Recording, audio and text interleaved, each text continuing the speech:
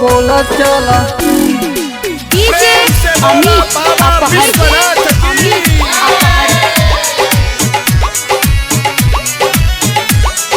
बोला चला बोला चला। अनेको है तेरे नाम, अनेको है तेरे नाम, बोला चला। अनेको है तेरे नाम, अनेको है तेरे नाम, नाम अनेको है तेरे नाम। काहे कोई रूप तेरी, काहे कोई रूप तेरी ना पहचाने। अनेको है तेरे नाम, अनेको है तेरे नाम, अनेको है तेरे नाम, अनेको है तेरे नाम, अनेको है तेरे भरोसा करते हैं कि शंकर की ज्योति से नूर मिलता है, भक्तों को दिलों को सुकून मिलता है, शिव के द्वार आता है जो भी सबको फल जरूर मिलता है। बोला चलो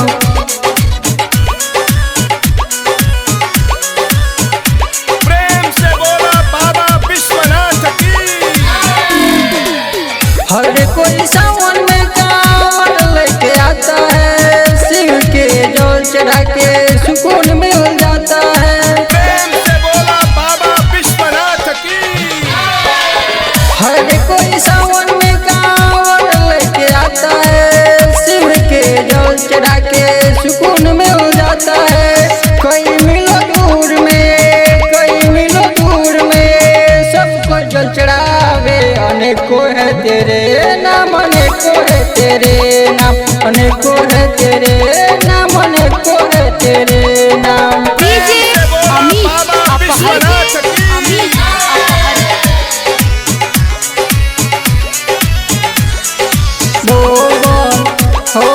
बोला चला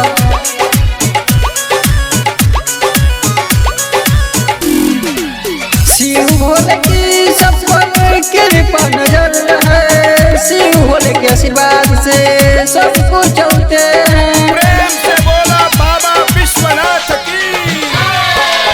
शिव भोले की सब पर कृपा नजर है, शिव भोले की आशीर्वाद से सब कुछ चलते हैं।